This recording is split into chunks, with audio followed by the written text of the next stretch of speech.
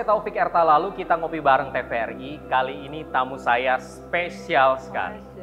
Sri Susanti Kadir, Ya. Kak Susan. Orang-orang menyapanya Coach Susan dalam beberapa kesempatan.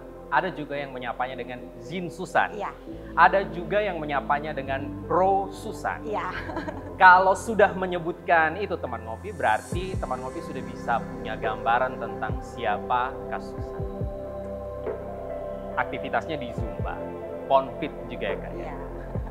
Saya ketika baca daftar riwayat hidupnya, CV-nya yang dikirim oleh teman-teman di TVRI, saya langsung tertarik dengan satu hal. Kak Susan menuliskan di sana kalau ternyata tidak ada hobi sama sekali selain olahraga. Benar Iya, begitu? benar Kenapa sekali. bisa bilang itu tidak ada hobi kita, pokoknya cuma olahraga. Kenapa bisa begitu Kak? Begini, sebenarnya sih hobi saya banyak Banyak. sebenarnya. Cuman nggak tahu kenapa lebih tertarik ke olahraga. Karena memang waktu dulu masih zamannya cewek, saya punya tidak gemuk sih, cuman apa ya, rada gempal mungkin ya. Oke. Boleh mau bilang DP angka Kak, biar orang teman ngopi itu, oh sekian kilogram. Begini, kalau- Tidak apa-apa kalau Kak Susan mau bilang angkanya. Begini, kalau masih zamannya cewek kan saya jarang olahraga. Oke. Jadi untuk berat badan sendiri tuh nggak tahu berapa kilo, tidak tahu berapa kilo karena ya. memang waktu itu olahraga paling cuman ya udah lari, Yap. tapi belum mengerti tentang komunitas, pokoknya olahraga lari aja biasa. Nah terus kebetulan setelah saya sudah lulus sekolah, saya kan bekerja. Oke. Nah ketemu di lingkungan pekerjaan yang mungkin dorang ibu-ibu dan cewek-ceweknya yang wow cantik-cantik waktu itu. Peduli juga dengan Iya dengan Oke. fisik. Yap. Jadi saya tertarik. Waktu itu masih zaman cewek. Jadi saya tertarik. Dari situlah saya mencoba untuk mencari informasi di mana tempat olahraga. Nah dari situ akhirnya udah seneng, udah hobi. Jadi ya udah langsung Olahraga pertama kali selain lari, Kak Susan, setelah ketemu dengan teman-teman yang menginfluence begitu, kayaknya gak rupa dorang. Iya. Jadi olahraga apa pertama kali? Apa langsung Zumba? Enggak. Saya waktu pas pertama tertarik dengan olahraga itu saya senam aerobik dulu. Aerobik ya? Iya, senam aerobik dulu di tahun 2007. Masih zaman-zamannya gadis ya. Oke. Iya, di tahun 2007. Jadi udah pas masuk ya udah suka, terus saya coba atur dengan pola makan saya dan alhamdulillah turun berat badan itu waktu cewek dan alhamdulillah sampai sekarang dipertahankan. 2007 berarti sekitar 18-19 Iya. tahun ketika itu ya, dan baru sadar, oh ini gagah. Iya. Nah, teman ngopi mungkin bertanya Kak Susan, jadi idealnya untuk seorang perempuan di Kak Susan yang boleh bilang aktif sekali berolahraga sampai sekarang, idealnya berapa orang punya berat badan itu seharusnya Kak? Ada rumus tertentu yang sampai dengan sekarang Tika Susan pakai barangkali? Kalau misalnya, ini juga saya baca ya, Oke. otodidak juga baca. Kalau misalnya berdasarkan yang saya baca itu berat badan dikurangi dengan 100%, dikurangi 100%. Jadi kalau kayak saya kan contoh ya. Tinggi badan kurang 100. Iya, tinggi badan kurang 100, maaf. Tinggi badan kurang 100. Jadi kalau saya berat badannya 61 kurang 100, jadi idealnya itu 61 kurang 5 ke bawah. Jadi 61, 60, Yep. 59, 58, 57 itu idealnya. Jadi Itu kalau ideal. kalau udah 63 itu kayaknya udah obesitas 1 kilo. Oh begitu. Jadi Ya. kalau orang mau tanya, jadi sekarang Kak Susan, maaf, berapa berat badannya? Sekarang 61. Ideal. Ideal, tapi udah pas sekali. Ideal dan sudah pas sekali. Iya. Mempertahankannya Kak Susan, apakah memang satu-satunya hanya dengan olahraga sejak Kak Susan mulai di usia 18-19 Iya. dengan aerobik?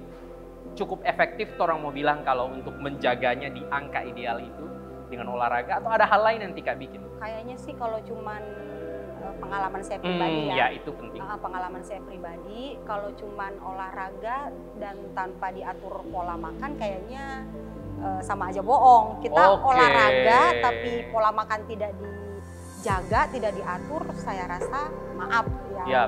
Diam di situ aja, stuck di situ aja sih. Pola makan itu beberapa orang, ini saya dengar cerita ya Kak, teman-teman yang juga olahraga, orang bilang harus puasa atau harus tidak makan makanan tertentu. Bagaimana dengan Tika Susan selama ini? Kalau saya sih selama olahraga dan sampai sekarang sudah jadi pelatih.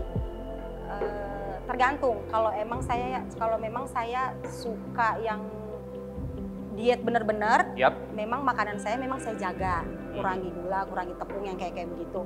Tapi untuk sekarang kan saya tidak yang diet sekali, jadi makan tetap tapi jamnya diatur. Jamnya diatur? Iya. Jadi bagaimana Tika atur jamnya? Jadi paling sarapan, sarapan tetap kan jam 8 jam 9, paling dengan buah biasanya. Terus tidak ada karbo, nasi begitu Kak? Jam 12 buah. Nanti di jam makan siang. Dapat tahan ya? Dapat tahan. Dapat tahan. Oke. Jadi paginya saya buah yang ringan-ringan, kemudian jam 12 siang sampai jam 1 baru makan.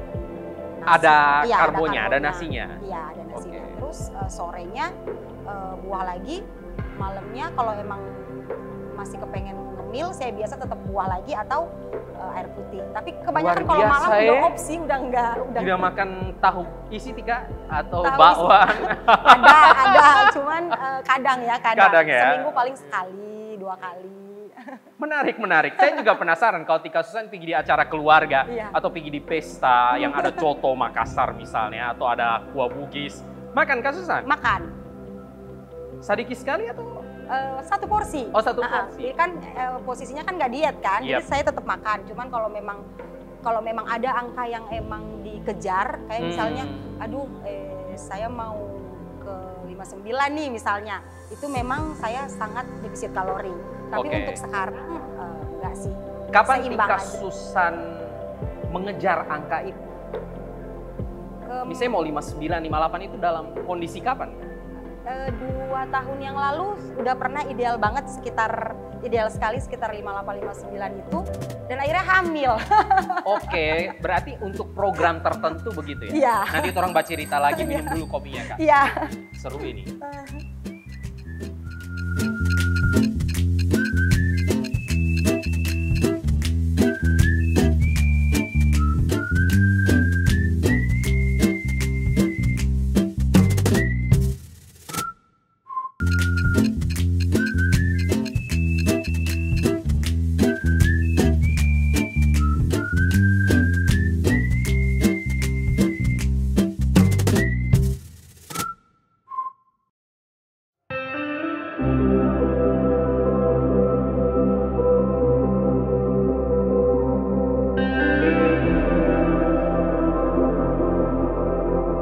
Saya masih ngopi bareng dengan Tika Susan, luar biasa sekali apa yang Tika Susan share itu, saya percaya Kak, bisa menginspirasi teman ngopi. Insya Allah, amin. Bahwa penting sekali untuk hidup sehat. Ya.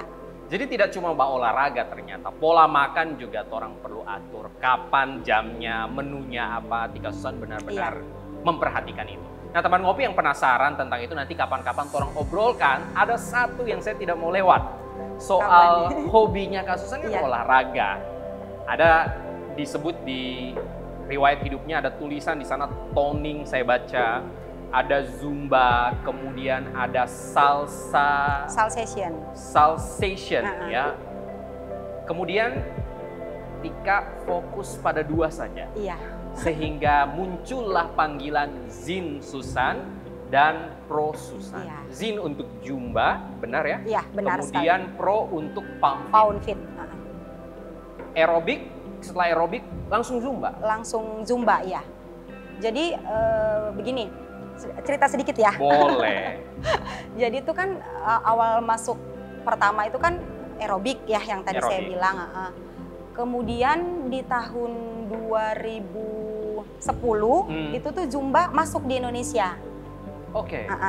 Di Gorontalo khususnya. Yep. Jadi begini, jadi zumba itu kan olahraga zumba yang pertama masuk di Kolombia di Amerika itu 1990. Iya, tahun 90. Masih muda sekali orang. Iya. Baik kecil. Dan masuk ke Indonesia itu 2009. Nah, kemudian dari 2009 ini dibawalah ke berbagai daerah, salah satunya di Gorontalo. Nah, di Gorontalo sendiri masuk tahun 2010. Yep. Jadi saya kenal dengan zumba itu di tahun 2010. Pertama awalnya nggak suka, pertama tidak suka ini, apa sih ini olahraga, pokoknya saya tetap sukanya itu aerobik. Yep. Tapi kesininya karena instruktur saya, waktu itu saya belum jadi pengajar ya, waktu itu masih jadi peserta, masih jadi member. Tapi kesini instruktur saya sudah lebih sering open kelas Zumba dibandingkan aerobik, jadi mau tidak mau saya harus, ya karena saya udah suka olahraga kan, jadi ya harus ngikut maunya instruktur. Ya udah deh saya ikut mencoba untuk mencintai olahraga Zumba.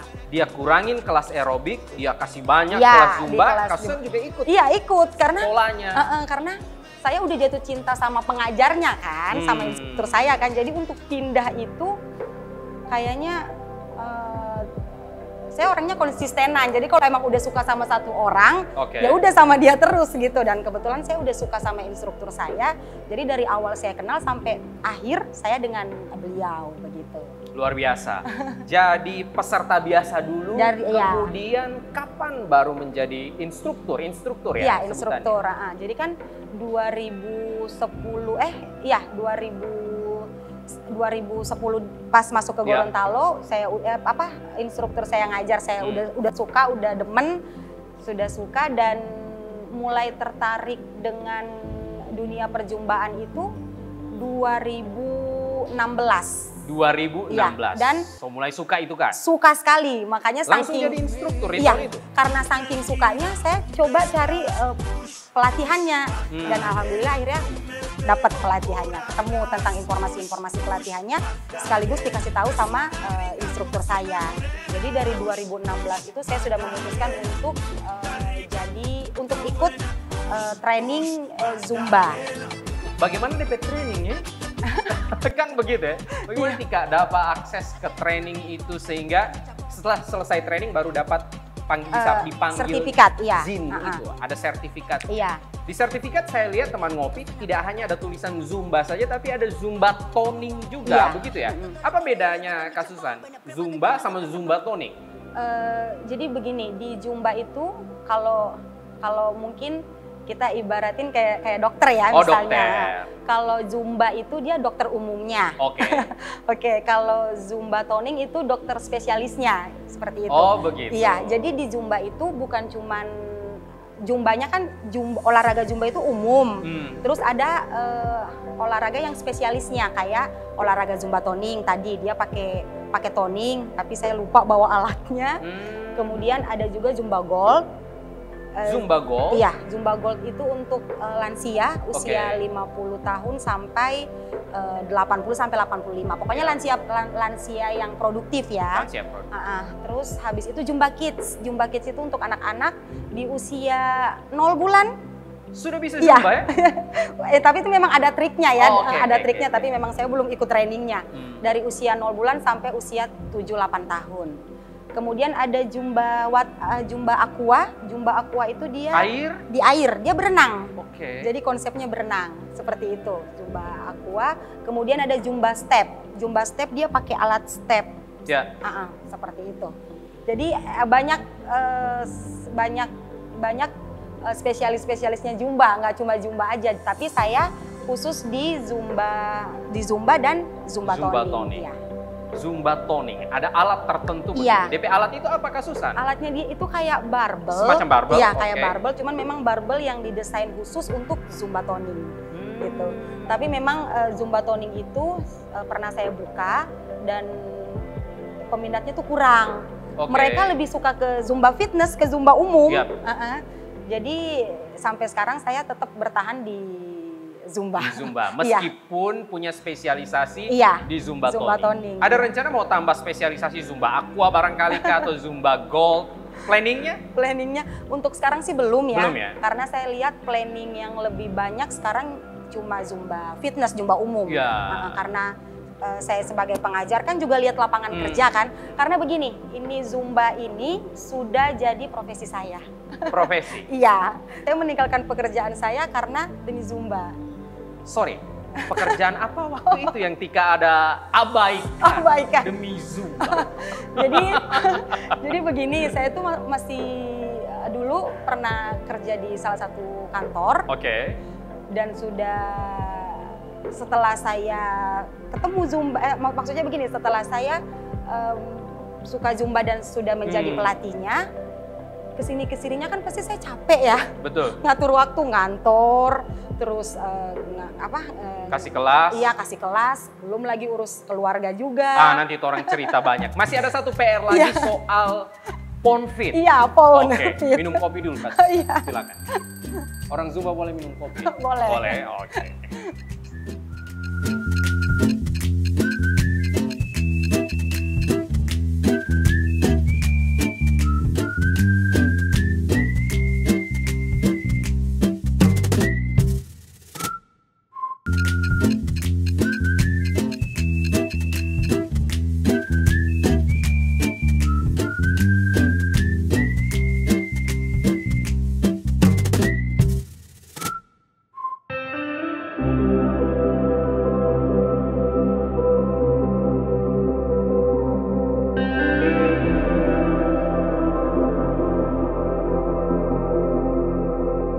Saya masih minum kopi dengan Tika Susan. Ternyata olahraga itu bisa meninggalkan pekerjaan, kira-kira begitu ya. Tapi Tika tetap bisa mengurus suami. Enggak, maaf potong dulu ya. Ini pengalaman yang pribadi saya ya. Disclaimer-nya begitu ya. Kalau untuk yang lain saya nggak tahu. Cuman ini yang terjadi sama saya sendiri. Ini unik begitu. Bisa meninggalkan pekerjaan, tetap fokus di olahraga, dan teman ngopi bukan cuma Zumba, ada Ponfit. Iya. Saya juga belum lama dengar ini Ponfit. Ada beberapa teman di Limboto, ada rumah sakit di sana, dekat-dekat sana yang Pik, ayo orang mau ikut Ponfit. Menariknya di TVRI akhirnya saya bisa ketemu dengan Tika Susan. Ponfit. Ini sticknya ada bawa kan? Ya. Mungkin boleh kasih lihat sama teman ngopi, Jadi ini stick Ponfit. Biasanya kita kalau pound nyebutnya ripstick. Lipstick. Ripstick. Oh, ripstick. Ya, hampir lipstick. Ripstick ya. Oke. Jadi ini. Jadi kita kalau di Ponfit kita olahraganya pakai alat ini. Wajib pakai ripstick. Dan ripsticknya memang wajib harus ripstick pound. Seperti ini. Jadi dia nggak boleh pakai ripstick yang lain-lain, harus pakai ripstick ini. Bedanya sama stick-stick yang lain, atau kita mau custom sendiri atau mungkin bawa stick-stickan dari rumah. Kenapa harus ini, Kak Susan? Begini sih sedikit ya cerita tentang pound. Ini olahraga pound ini kan memang menggunakan alat ripstick ini. Jadi didesain khusus untuk olahraga pound. Jadi ripsticknya memang didesain khusus untuk ini, untuk olahraga pound ini. Jadi nggak bisa pakai ripstick yang lain. Karena kalau ripstick yang untuk drum itu kayaknya dia ukurannya lebih kecil, dan ripstick pound ini dia ada beratnya. Beratnya kurang. Ada beratnya. Iya. Boleh coba satu? Oh ya, silakan. Ripstick. Harus mau pegang dua-dua begitu ya. Oke, benar. Teman ngopi ada tulisan rock out, workout. Iya. Pound fit. Luar biasa. DP pegang kira-kira begini kan? Iya. Jadi dia ada cara, maaf satu aja. Ya. Jadi dia ada cara pegangnya, cara pegang ripsticknya. Dia ada tulisan di sini, ada tulisan pound dan ripstick di sini. Jadi pemirsa yang di rumah atau Taufik kira-kira bisa cara pegangnya itu seperti ini. Ada tulisan pound dan ripstick, jempol kita ditempel di situ. Mau taruh situ? Iya. Kemudian pegang seperti memegang remote control. Mana satu boleh saya coba? Seperti memegang remote TV. Begini kira-kira? Ya, seperti ini. Dibungkus kencang, kemudian pegangnya kuat, kaku seperti robot. Jadi pegangnya nggak boleh lemes atau nggak boleh loyo. Tidak boleh loyo-loyo, harus pegang nanti kuat. Nanti bisa mental, mau lempar. Oke. Jadi pegangnya kuat seperti ini.